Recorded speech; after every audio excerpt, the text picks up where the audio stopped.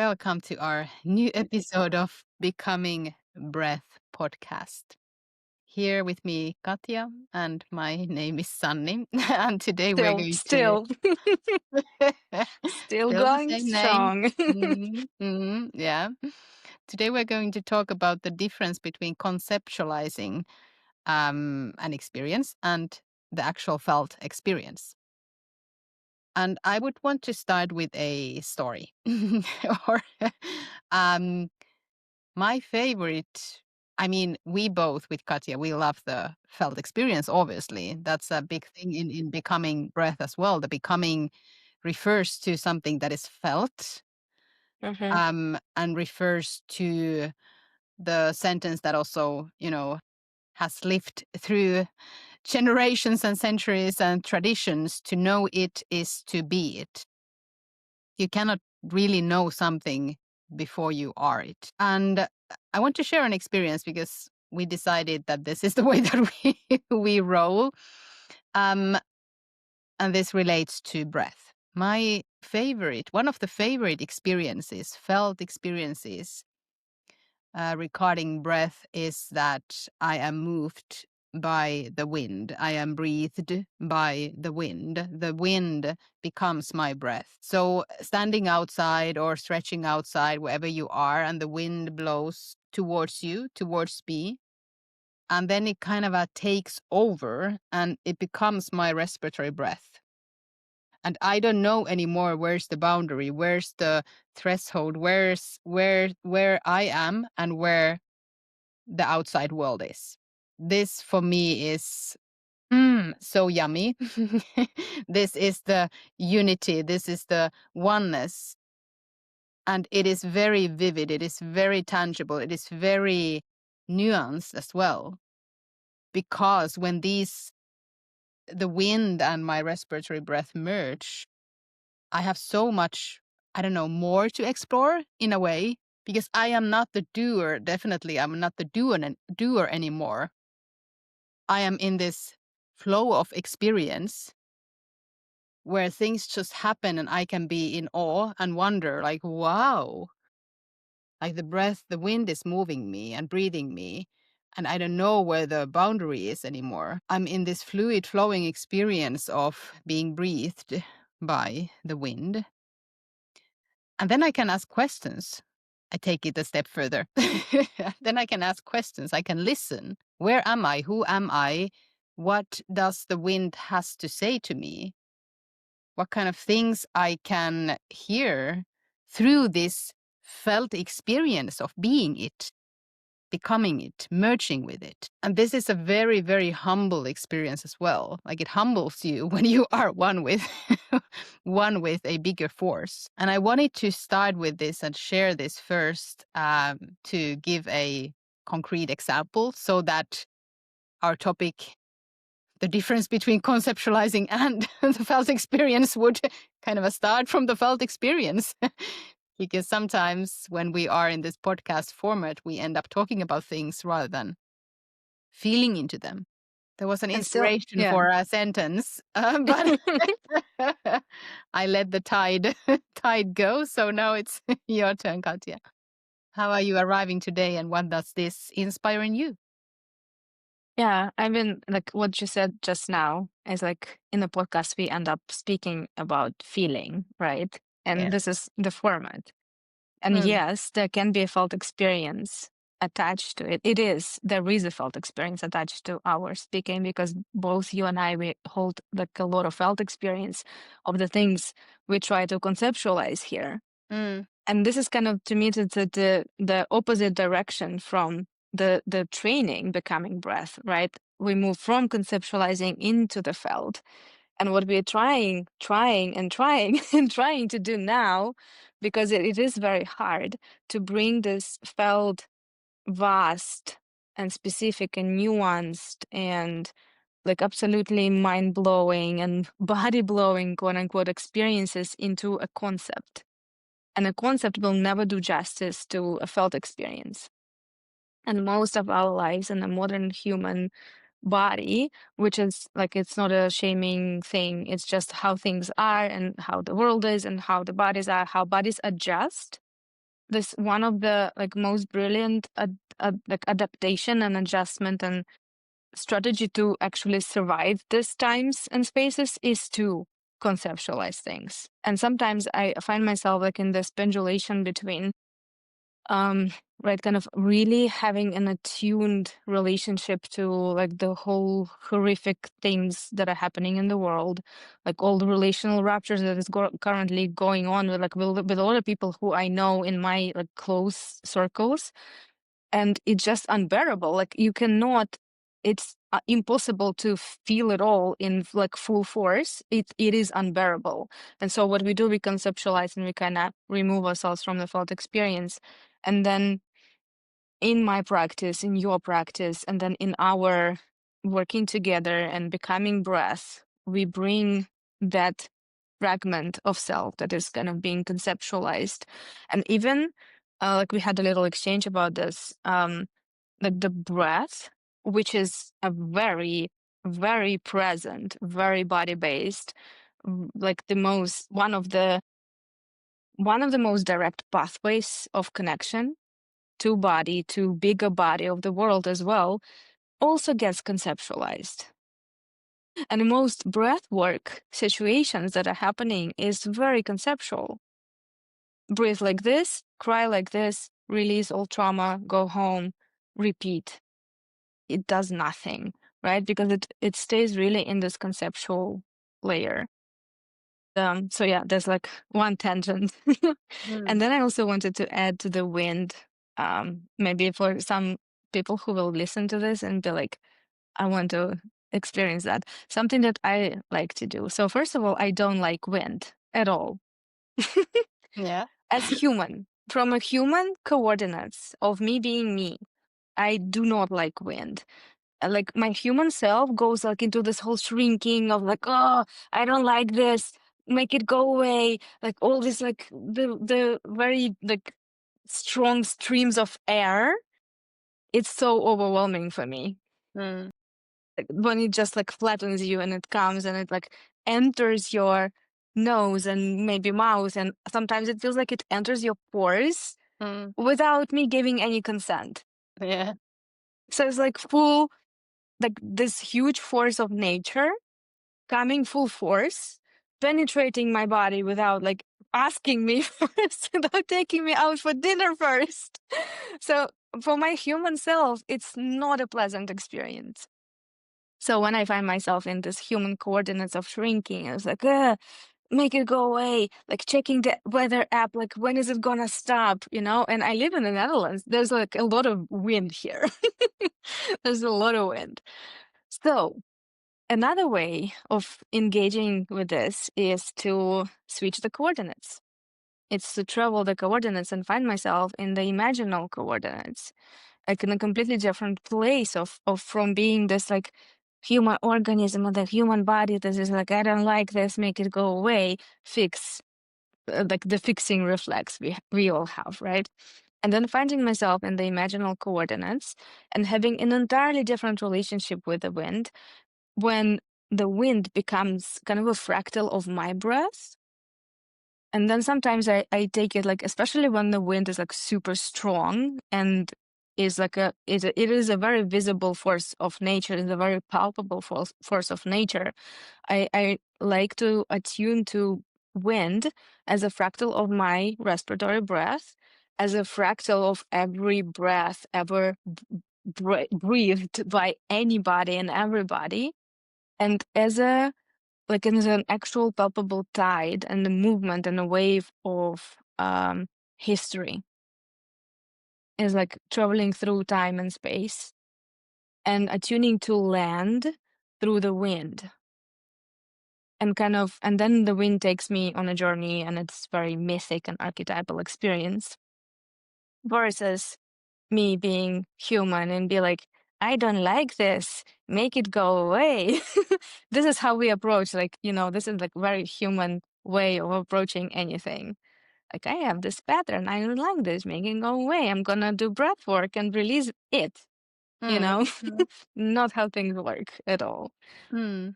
Yeah. So Yeah. And this brings to me kind of what switching the coordinates means is that um, you expand your first of all you expand your experience, and you switch into a more organic relationship with everything, where Yeah. your human mind and the consciousness and everything that we hold in it, the beliefs, the belief system, the worldview, all that, our likes and dislikes, do not play that big of a role anymore.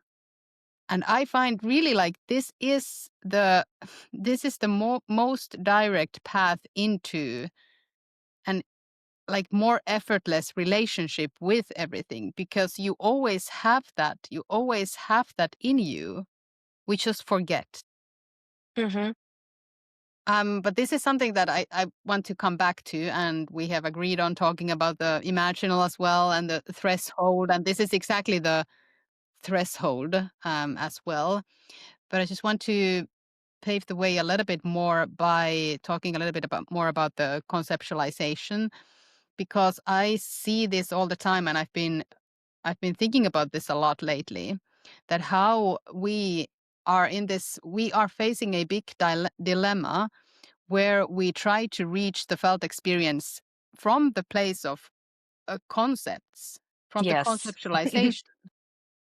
Whereas the felt experience is the direct path. It is in all wisdom traditions the one that is prioritized. But we have somehow ended up in this place where we're reading books or ancient texts, and then we're like, oh, how can I replicate this? Mm-hmm. Mm-hmm. And we even end up thinking that the texts are for our for our mind, for our human mind to read. And in most of the cases, they are not. They are being written from the place of felt experience, from a Yes. completely different place. And then we try to, with this, like, okay, how do I replicate this experience? How do I make this? How do I make this feel the same for me? Like, oh, it sounds wonderful. I want to be awakened. I want to be enlightened. I want this as well. I don't actually know how many like really want it these days, but but I mean, there are people who study the ancient texts, and I like it as well. I have also studied Sanskrit and all that. But we miss the point of like what is the place that we read from. Yes. And here the somatic aspect is very often overlooked. Um the felt experience, like how, like, am I willing to go into a journey? Like, am I really willing to Mm-hmm. go on a journey with this? Because on that journey, most likely you will face all your beliefs, all your ideas of the world, of your life, of the life in general, and everything will seem very different. And here there are so many so many so many points then when you're kind of like, not for me. I will turn back. I will Mm-hmm. go back to my Yes. conceptualization of Yeah, this. exactly. I will Exactly. I will rather live in ideas and read the text from the place of like, oh, this sounds interesting. This is an interesting idea, but I don't want to go there. Or there is a Mm-hmm. Mm-hmm. resistance in me Oh, in like embarking this. yes. I mean, and I speak from my own experience, but I also see this all the time around me.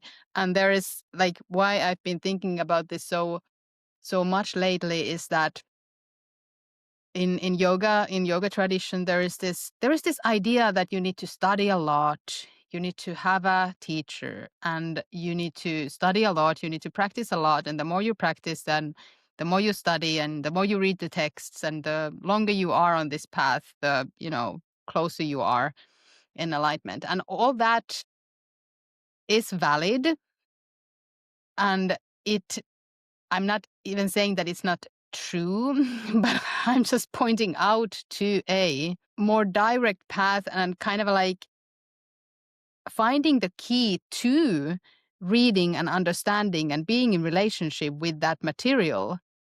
Because the longer you stay in the same coordinates, like you, we will Mhm. here talk about the coordinates, read and practice from the same place, the longer it takes for sure, Yeah. because because you are unable to switch, like beat. Mhm.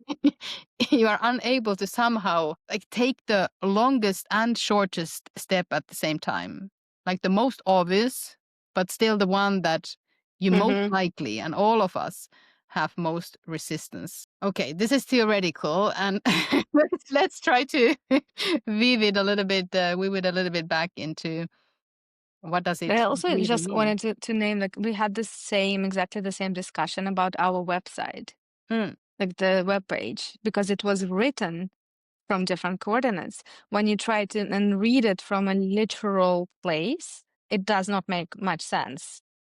You're like, words, words, words. What is any of this? yeah. Right? But when you are like in different coordinates of orienting to life, everything begins to make sense. Mm, Like the page begins to live. mm, yeah. Yeah. Same with this podcast. Same with our Telegram channel. Like the amount of times I always remind my students, like, do not listen to me ever from this literal place, because you will fail for sure to understand with mental rational conceptualizing of things. For sure you will fail. Mm, Like, and so very often people would ask me, like, can you explain this concept again? And I'm like, no, I mm, could, but also what is the point?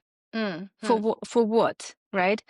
And yeah, mm, it is a very, like, also this threshold between the conceptualizing and felt experience is a very fluid living organism as well. It's mm, not like, right, sometimes we find ourselves also like, oh yeah, this threshold, so I'm gonna go there, and this will be like the point of threshold, and I will be super clear about things there. Right? And it never is, because like everything that is living and breathing never is like this categorized in a clear way of this or that. Is it good or bad, or this or that, or regulated, dysregulated, like all these categories, right? And yet the human mind, we need it. Like it's also a biological need to get things, right? To understand and to categorize things and have like a framework of things, mm, where the felt experience and this body in the human body as a living, breathing, imaginal organism never, ever, ever lives in categories, ever. So there's like a huge discrepancy for me always to like, how do we even begin speak, like how do we find words for this? mm, Because words are always also very categorical. It's always like threshold place. And this is the coordinates, right? It sounds very uh very kind of in a clear, like, this is how we do this. Step one, do this. Step two, do that, right? But in the actual felt experience, everybody, every person, every human person, and every more than human person, everybody has a different experience. Like somewhat it is very universal and somewhat is very, very unique. And then I really want for everybody to find their own way, their own experience, and their own way of navigating these coordinates and entering the imaginal and entering different coordinates and finding your home coordinates and all this. Um, yeah, because otherwise, if we don't, then exactly what you said is happening.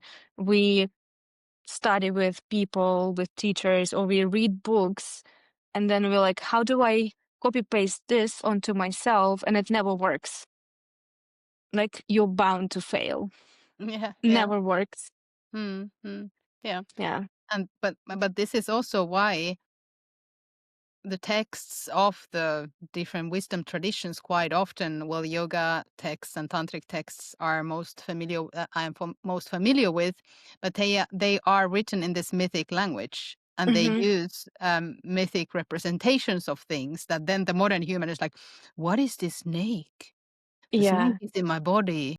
and there is this coiling, and still it's even though like snake as a metaphor, and it's not even a metaphor, but as a symbol brings the thing the thing much more into a palpable experience, but still it might, and it is much more palpable than coiling, for example. I mean, words carry meaning as well, but I mean, Mm, what I'm talking about, that we somehow relate to, for example, animals in a different way than mhm. mere abstract words. So that kind of a that is playing with the relationship of the living, breathing world and our some kind of points of navigation on the journey. Um, yeah. So just mentioning about the mythic here as well, and in our Becoming Breath logo, there's a whale, and there's a very good reason for it in a similar way. Mm. Primordial whale and the mythic language, and something that I find myself feeling quite frustrated with. Um, this like the trend, like the what's it called? Like busting the myths of this and that, Mm. or the myth about the nervous system, blah blah blah. Mm. And I'm like, you do not understand any of this because myth is not the opposite to real No. or truth, Mm. right? Myth is something, it's a different coordinates, it's a different way of relating. And we as a modern human, like modernity, the culture, we made myth something that is not real, Mm. Mm. made up, like fantasy.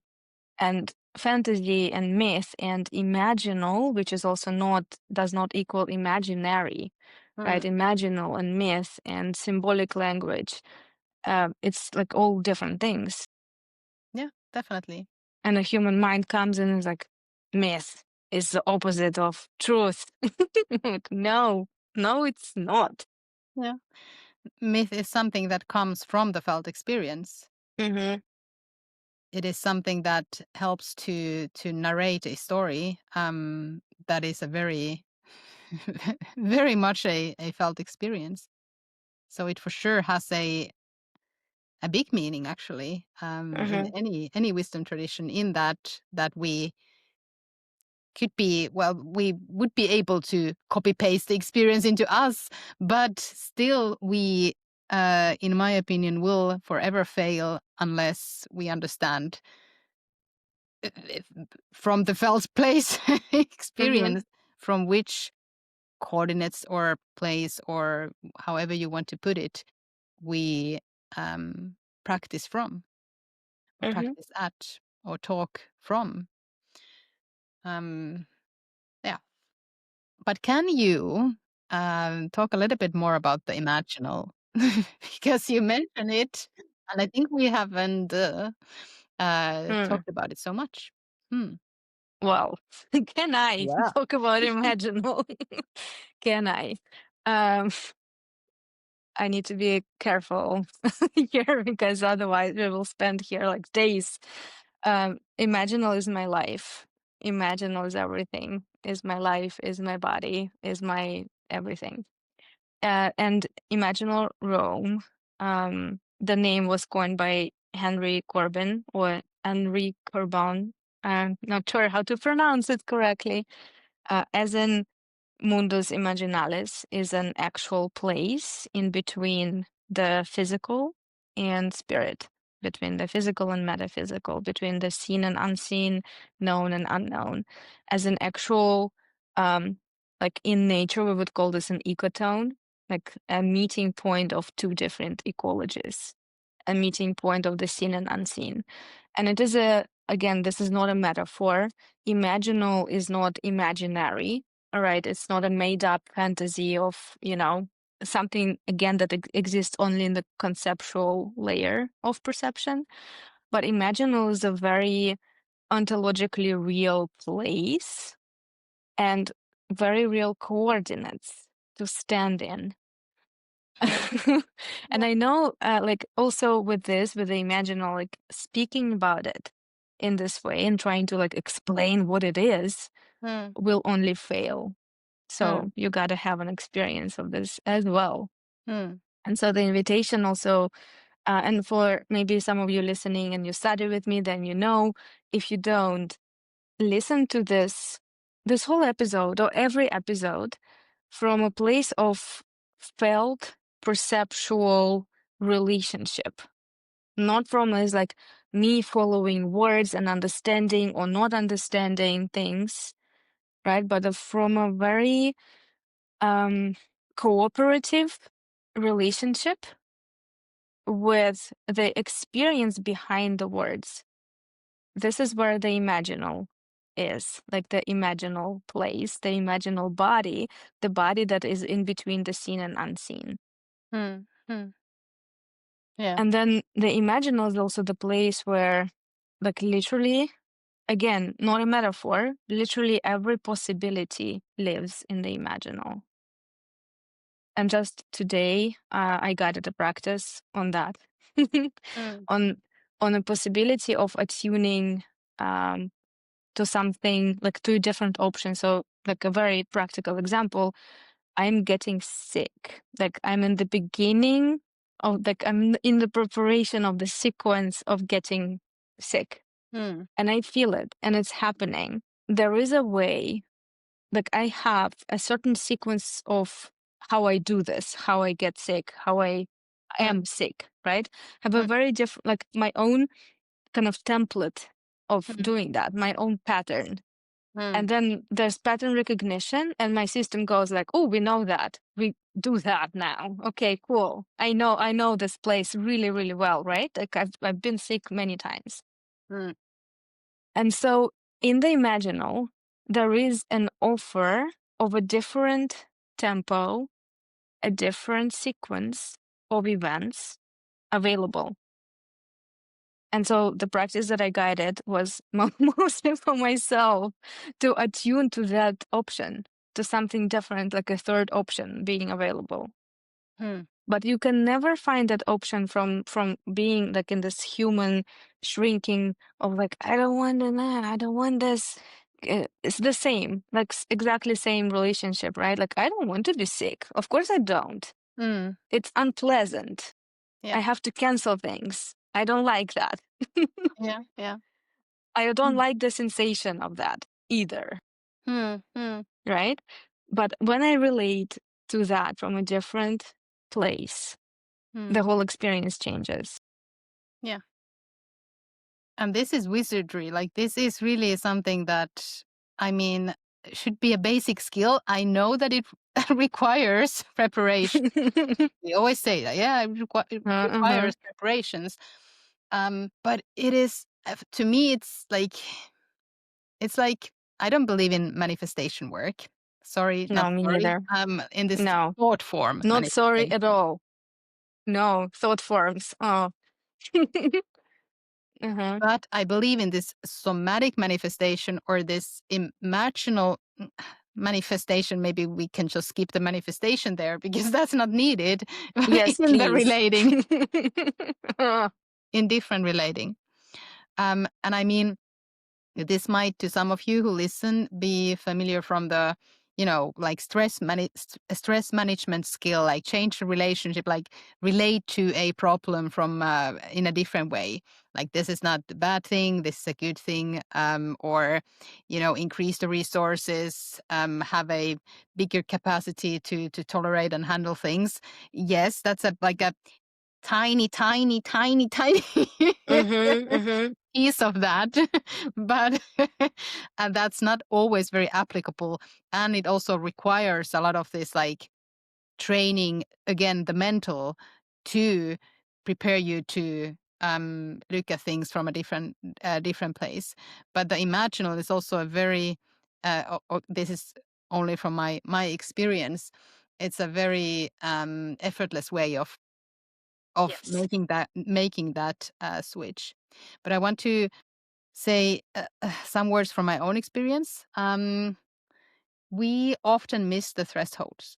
Like we are in a struggle and we're in this like, oh, everything is so difficult and I'm stuck and I don't want to be stuck and when I'm going to, like we have these, as you say, we have these patterns, and there is this pattern recognition where it's like, okay, I'm in this pattern and now I'm in my Mhm. low period, or like in this not very uplifted mood.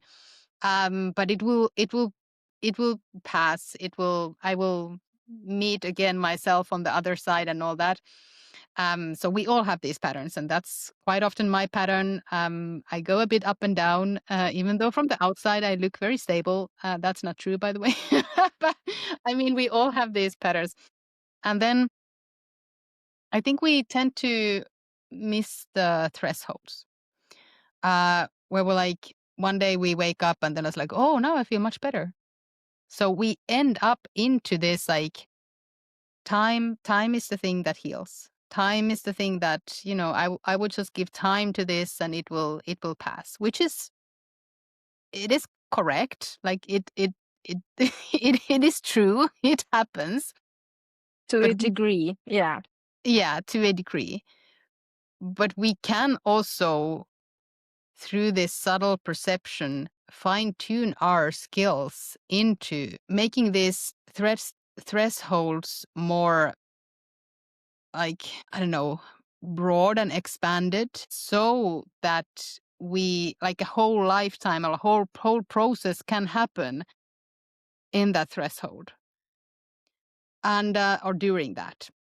Now, this is, by the way, something that we will be doing in becoming breath training as well. Breath is our vehicle in that training. But now I'm back to my experience. So last week, I had again this, nothing will work out, and I want to write a book, but I don't know how to start, and all this kind of like doubt, self-doubt in my human self. I'm worth nothing. And then I started walking and went to the gym. And in that gym, I was listening to a podcast, which to me is very helpful, and not a, podcast from a mental place, but I love the Emerald podcast. That is often for me this whole threshold place. Like a whole episode is just like a big threshold. And Yeah. suddenly I have a lot of time. And your practice, your breath work or breath breathing practice, your yoga practice, your meditation practice, your cooking practice, your cleaning, like vacuuming is, by the way, another big threshold for me, Mhm. where a lot of things can happen in a in a relatively short time. Mhm. So I went to the gym and I was like, oh, my body is so tired and I don't really feel like doing anything. And I will just, I know these tricks. I will just start with something and then the inspiration will come. But then while I was lifting the weights, I was like, let me try something. I will relate to this from not my human self, but from this expanded state where anything is possible. Because in that moment, I didn't have less strength than the day before. I was just in a different place, which is okay. I'm compassionate for this kind of things, but I wanted to test this, like relating to my strength training from a different place. And suddenly it was so much easier. My human self got back its strength, and I was able to lift the weights that I didn't feel that was possible that day. And of course, this might just sound like, okay, what did you do? Like, what is that? Yeah. It's actually How very exactly simple. what is the exercise here? Yeah, Tell us yes, steps. exactly. Yeah, the skill of relating, I mean, it's something that needs to be practiced as well. To some of us, it might be easier than to others. But it was just an example of like, we tend to forget that we have access to it, which is completely fine. And then we, then we are so happy when we remember again, like, Mhm. oh, I had access Again. to it. It was Yeah. there all along. And just by that moment, like when I realized what is possible, my mood was like much better, and I was again feeling hopeful. My whole life was shown to me from a very different perspective than an hour before. So it's not ever one thing, like I don't use this only when I'm at gym. But I mean, we tend to forget, and then when we face a concrete issue, like a thing that really hits us to the face, like I'm not able to lift these weights, even though I was a bit down for days, like I was there, but I wasn't faced with something that was like, okay, well, now I think now I like, now the access is not blocked anymore. Like now I like, I'm ready to go forward. I'm ready to go through, or I'm ready to get the new perspective. And then it happened. Okay, I think I'm going to stop here because otherwise I get into this like it will make it will make no sense at all. It makes all the sense. I want to share my experience around the working out as well, because this is like super practical, right? It's an everyday thing. Uh, but also it's very magical at this point. So I haven't been working out as in like having like intense weight workouts for 2 years up until recently, like a month ago or so. And I've been trying like through this 2 years, I've been like working out is good for you. You should be doing that. And I would go and I would feel like shit. And I would have like 4 weeks after that a recovery time, which is ridiculous, like so much pain and everything. So it would not work at all.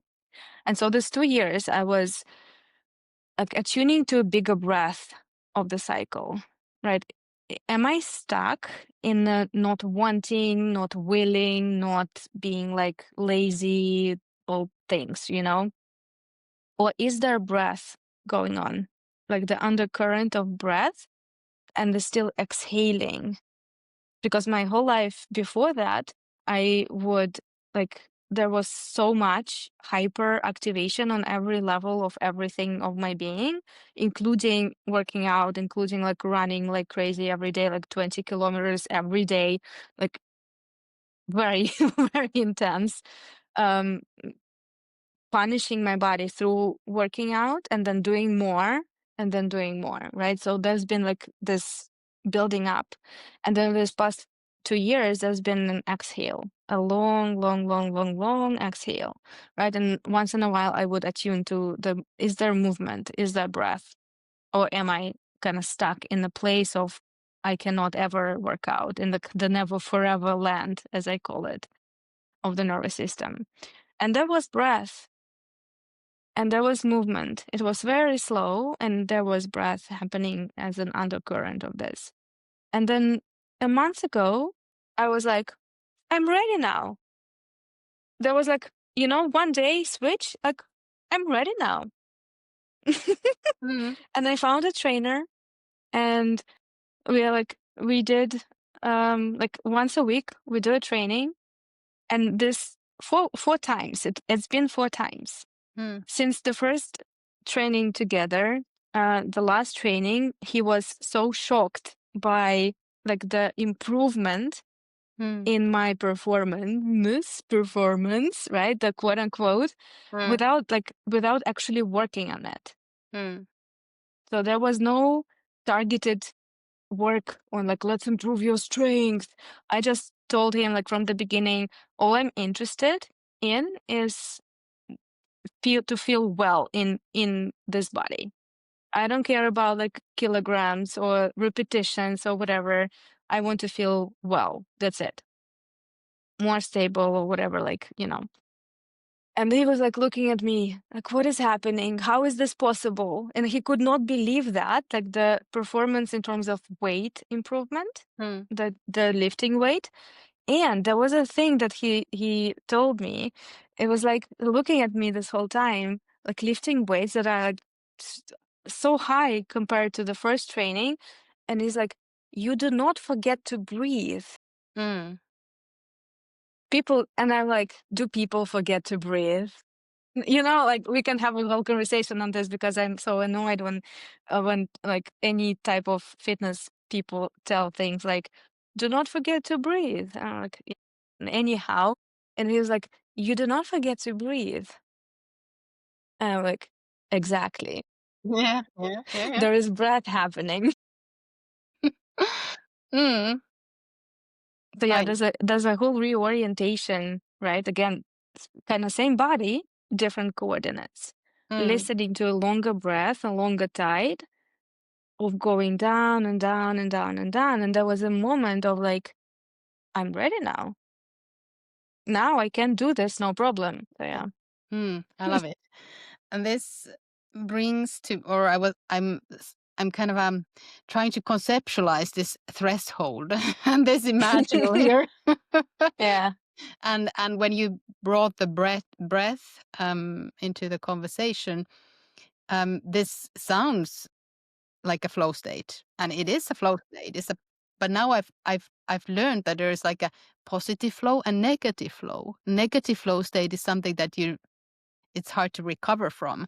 And that Mm, would, to me, as a concept, be like you forget to breathe, or you mm. are kind of like trying to hold on to the flow state by, for example, holding the breath, or Yes. getting Yeah. stuck into that, versus a flow state that breathes.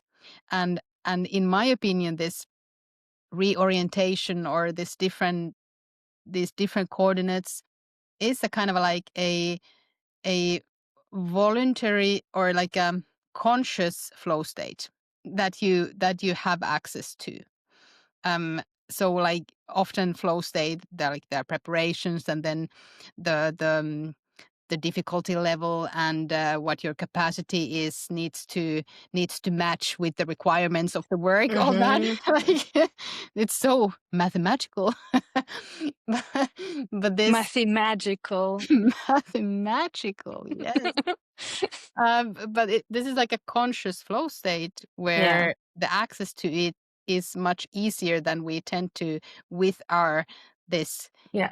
scientific mind, in a way. Like, okay, how do I prep myself? How am I in the best? And the nervous system regulation scene is, by the way, affected by this a lot, where the optimization is a work. My God, we need to work so much for optimization. Like, do Mm-hmm. all these things for Is it? optimization. But like, this is what I don't understand. Aren't people just exhausted by this? Yeah. There's like a shortcut, the most direct pathway. There's a shortcut. It does require questioning like the whole Hmm. conceptual worldview. Yes, but it's like, aren't we exhausted? Hmm. Hmm. I do Yeah. think that people in general, we as like humanity, we are exhausted. Hmm. Yes, we are. And I wish everybody like entered the imaginal, became the breath. Yeah, we are exhausted, and a lot of the solutions that are offered for the mainstream come from the same place of, we need to work harder, we need to do more, you're doing these wrong things, you need to do the right things. All these are examples of the same worldview. And this is also why, when we were building the Becoming Breath framework, and we are still in the process of that, but now it feels like it has settled. And we Hmm. took the worldview, consciousness-based worldview, and non-duality as part of it, because it is a big, big thing. And like, to also point out that this is not something that, I mean, you can, of course, you are very welcome to this training, but there will be resistance in that, if you try to stick onto your, like, this is the truth, this is what I know of the world, this is the concept of it, and I'm not going to move from this place. Because the whole idea of becoming breath, again, coming back to the sentence that I love, love, love, to know it is to be it, or to Hmm. know it is to become it. Yeah. And becoming and being something is not, we all know that. I mean, there is some movement that is required. It's not like that's optimization movement towards like being a better person, or you need to recreate yourself, or become something something else and someone else. No, it's actually deepening into the core of you, the self and the soul, and reuniting the whole of you. But that usually requires some movement from the place of the human self, or the personal field, or this where I am the center of the universe. Mhm. Of course you are, and I am as well, the center of my universe. But the relating brings it into such a bigger scale and perspective, um, that I hear quite often here, like, oh, but I don't want to get into this existential crisis. Well, I'm sorry, and you're welcome. Yeah, but like, Congratulations. isn't the whole human experience like just a big existential crisis on its own? But also, I would go even further with this, with the resistance, and say that guaranteed there will be resistance. Mm, There's like this idea of a whole body, full body yes. Like mm, when I would like, I do disagree with this a lot because if there's a full body yes and everything about you is like yes, it just means you stay in your ways, in your patterns, in your like comfy zone. mm, mm, Which is again, sometimes we do need that, right? And we do need to support physiology with this quite a lot as well, right? But coming to a training like this, there's guaranteed will be resistance. mm, And then this is to me maturity question. How do I engage? mm, How do I interact? What is the relationship? It's kind of again like whole meta model of this whole training mm, on the side of like how do I relate to this training? How do I relate? Like, do I want to enter this? mm, Am I ready in a way? Do I want to? Do I want my whole worldview questioned? Do I want to have this primordial whale accompany me? Is this the right company for me to right now? Right? Is this right, appropriate, optimal company? mm. Yeah. And And again, yes, no, whatever it is, mm, but yeah, the resistance will be there for sure. yeah. And we have been using playing with the words of initiation and process of maturation, which this for sure is. So Becoming Breath has become a space holding training, supporting practitioners Yes. that want to have a wider range, because that also means that you can meet your people, your clients, in such a different way, and also from a very different place, Hmm. supporting them, helping them. I have two more questions or topics that I would want to explore here. And the one is somatics. Or let's start with movement, because I'm super interested in this free movement. And let me explain a little bit. Uh, when there are like put some music on and dance, and let your body do whatever it wants to do. Let your body move freely. Most of us go into a patterns that the Absolutely. body It's not a knows. free movement at It's this it's point. it's not free movement. And to get out of your own way when you're dancing or in free movement is one of the most difficult things to do. Yes. And my question actually is, well, not specifically about movement, somatics in general, how we have also conceptualized somatics and breath work, and what does it really mean? Because I often experience that, in order to really free your movement patterns, well, to me, two things have been super helpful.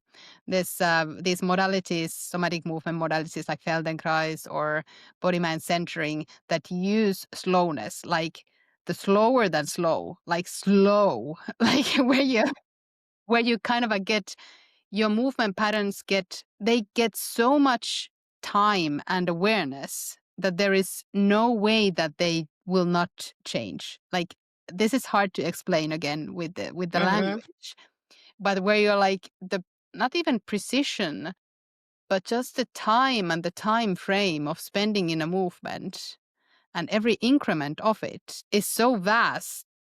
The body somehow, this is quite magical. The reorganization of the pattern takes place. Mm-hmm. And the second one that has been super helpful for me is a practice of shape shifting, where I have as a conscious practice orienting to my movement practice from a very different place, from a Mm-hmm. place of that I'm not the human self, but I'm relocating myself to somewhere else, and the movement pattern is very different. Like I have shared with you at some point that I have so much more mobility, flexibility, when I'm in that place, and that's also a kind of a trance state. Mm-hmm. So the threshold, by the way, when I said the flow state, but it's also a trance state. Like it is something that we are traversing. We Mm-hmm. are in this realm of endless possibilities. Um, but both of these, maybe the shape shifting in general or more, sounds a bit scary to people. Like, ooh, well, like I have resistance already of Mm-hmm. the idea of that Yeah. like I need to somehow imagine myself being something else that I am, or, playing an animal or whatever, whatever it Yeah, is. but that's exactly the point of imagination, imagining, and then we put it again into the concept. Yes, It gets disconnected from the felt experience of shapeshifting that takes place every breath cycle of every day. yes. Yeah.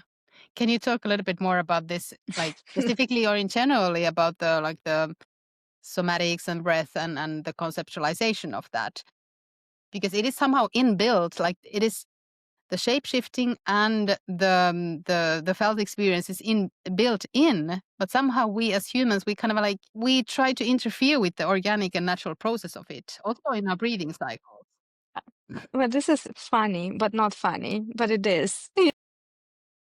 Like we know and we have access to all kinds of like imaginal and all fields and shapeshifting, and then we interfere, and then we decide that we know better, and then things don't work, and then we get upset and frustrated. Hmm. And this is like a whole cycle. This is the somatic journey of living in this body, Yeah. basically. Yeah. Just being like getting in our own way, and then remembering, oh, actually I can get out of my own way, and then doing it again and again and again. Hmm. But yes, um this is like what I've been observing is how systems in general develop, kind of developmental curve of any system, and somatics or breath work or I don't know, any modality, anything, but also ecological systems, like ecosystems of like the woods and the lake and whatever. Um, all systems kind of move in the same pattern as well, as in there is an initial gathering of the system, like breath is such a magical thing, like let's make it a thing, let's make it a concept, and then we will add rules and frameworks, and we will put like steps on it, and we will make exercises, and so people can follow it better, and then we add more of this, and the more we do this, the first system moves more into stability, right? There's like a little bit more like rules and like a little bit more stability. And then the more we add, the more rigid the system becomes. And the more it gets removed from the felt, like the first like breath is magical because it is. And then it becomes more stable, becomes more rigid, becomes more conceptual. Hmm. And this is how all systems work.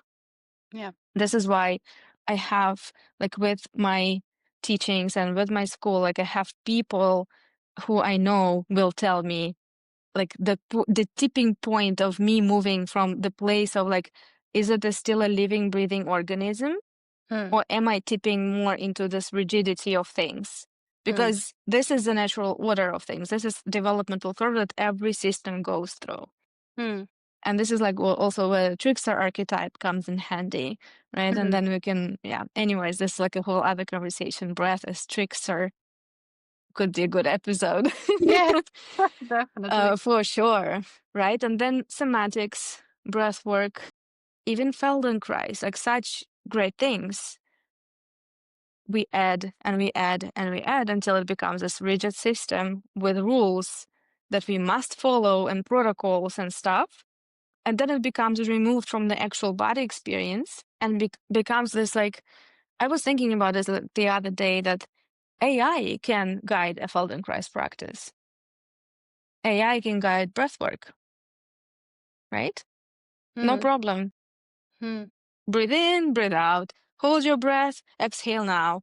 And Yeah, then, yeah. no problem. It can even attune, like not attune, but attune, quote unquote, to it can be set up like technology is super smart, can set up like on the humidity and the temperature and all kinds of stuff and like the sound and emotional expressions of people and can guide people based on their experience. Mm. But what it cannot do is hold a space, create an actual field of experience that makes so much more available for human person Yes. by attunement and by resonance. And this is the difference for me also. Like a lot of facilitators, right? And this is, I understand why it is happening. And like, I'm on a mission in my life to kind of break this pattern because there's a lot of tricks happening within me always, Mm. right? This conceptualizing and being removed from the field of like the soup of being human Mm. and just guiding something that, yes, it might feel good when AI will guide a breathwork session. Probably, yeah, like you will feel some things. Mm. If it's an hyperventilation practice, you will feel some tingling. There will be kind of an experience, but does this experience really live in the like deeper layers and planes of of everything that we have access to? I Mm. don't think so. Then it becomes like very a superficial layer of like, yeah, I cried a little bit, I feel a little bit of relief. Then I can go through my week, and then next week I do it again. Mm. Mm. Like, this is not what I want for myself nor for my students. Mm. Mm. Yeah. Like, I want everybody to become like such a badass in this fields and being in attunement to we must like this is very challenging to really find words for the deeper felt experience because it says nothing when there is no experience attached to it, obviously, right? But there's to me like a whole huge difference. Can AI guide what I guide, Mm. No. or can it not? Exactly. Exactly. Yeah, exactly. And what I've been observing, every practitioner also goes through this. I mean, Yeah. it's natural, the Yeah. stability, the frame, and the rigidity, um, and it's very, very fascinating to observe where everyone is. Because Yes. I know it from myself. Like I've definitely been through that pattern, and now for years I've been in this unfolding phase where like I don't have any idea where I'm unfolding into because like the Yes. structures are so heavy Yeah. that I have built, which is Mm-hmm. which is good because they like the body always does what it what it need. Like they are protective Mm-hmm. structures and concepts. And without them, if we just blow everything up, we go crazy. Like we cannot Yep. hold that. Yep. Yep. Yep. Our consciousness or that central axis cannot hold that much of a blown up of everything. Mm-hmm. So they are there for a reason. And I'm also on a mission to I really hope that everyone would spend a little bit time into being really, really honest about where they stand. Like we talked Mm-hmm. in the last episode, we talked about can you hold a bigger field? and what are your coordinates where you are standing? What kind of worldview are you holding? What kind of view of your whatever modality you are teaching or practicing or working within? Mhm. Has it become too rigid? Are you actually blocking by that rigidity the true felt experience of it? Because all of these practices and all of these modalities, they are golden in the Mhm. in the center. Like there is so Yes. much magic and there is so much potency and there is so much good things, but this is like in a bigger and a different scale of what we talk here with Katja about with you. What that we interfere with our human kind of like, and in Mhm. this economy where we do that, for example, for the purpose of selling more and having a better product that we can then scale, that we can Yep. sell to more people. Yeah. Yeah, so it's understandable, but it is also something that I think everyone should be very honest about. Yes. Okay, I have one more last question. This is also something that I've been thinking the past days. Are we in the healing business or are we in the awakening business or are we in the human business? Because like, well, this comes from the to know it. To know it is to be Yeah. it or become it. Because that's a sentence from like many wisdom traditions lean on it, that the true enlightenment or the understanding, the felt experience of who you are comes from being it.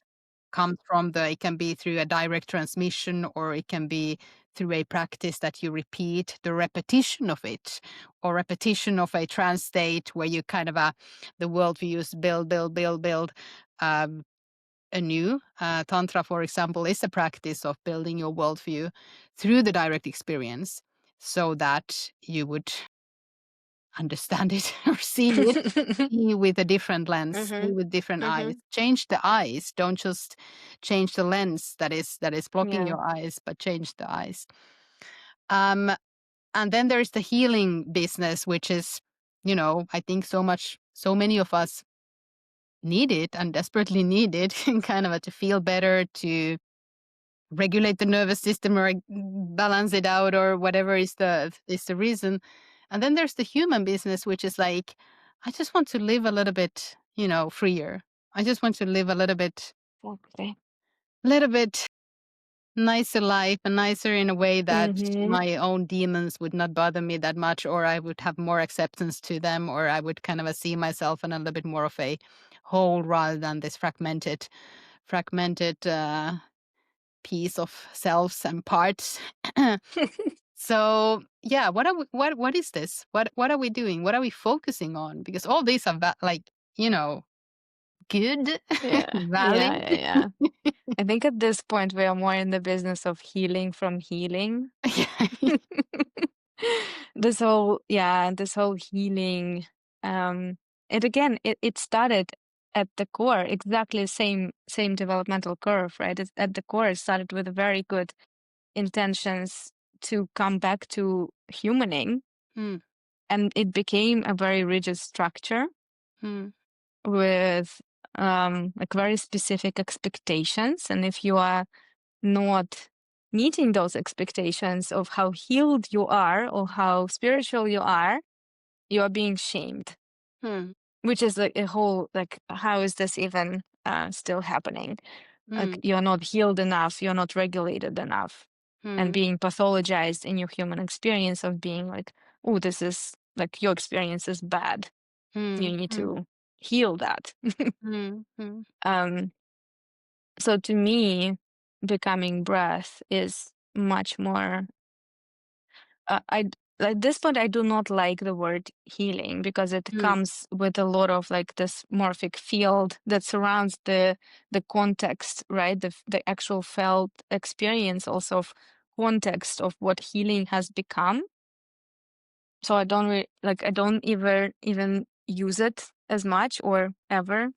hmm, And to me, becoming breath is really kind of becoming normal, but paranormal, very human, with a full range. And at some point, he was talking about like you having like waves of going up and down and having like some existential stuff and then coming up. And I was like, hey, I remember those things. And I wrote down words that we both, you and I, we are imaginally unstable people. Oh, that's so cute. We are imaginally unstable, but that is exactly the stability like Mm, this that gives them range to move. mm, Being thus imaginarily unstable and being able to go like all kinds of directions and all the way into this like never forever I am like the biggest failure of all failures on this planet earth of all times. yeah. To become breath, this is like imaginally unstable but very alive um ground Mm, to stand in. yes. And that creates a lot of stability towards the people that we guide. It Yes. somehow it does not make sense, but it makes sense because the more you Yes. have range and the more you have the possibilities, the more you can also stand like when there is the situation, like grounding in that situation and not Yes. be anything else but that. Yeah. Like Yeah. that. I don't even need to say what that is, but like you are there. Like the presence is super, super strong. Mm, yeah. And also, like, we texted before recording this, and we were both like on the edge of something, like a certain state of being that feels like the edge of something, right? Mm, mm, And then I like this imaginally unstable company when you can exist with someone together at the edge of their existence mm, and become breath together. There's yeah. like it does not get any more magical than Mm, this. When you are able, as a space holder, guide, facilitator, therapist, whatever, coach, even, like, doesn't matter what you do. I wish like every medical doctor had this mm, skills yeah. because it's not about doing more. Mm, It's just this intrinsic ability and capability and capacity to become something with another person and relate in a way and exist at the edge of existence together yeah. and being imaginally unstable together. Mm. Yeah, I love that. I love And that. it changes everything. Mm, It changes literally everything and it ripples out into every aspect, into every cell, into every breath. mm, mm, And yeah. again, I wish for every person to be able to access this kind of states. Mm, I love it. Okay, I feel that we are complete with Yes, this we are. episode. Thank you, Katja, again. Thank And you. thank you, all the listeners. We'll be back. Bye bye. Bye.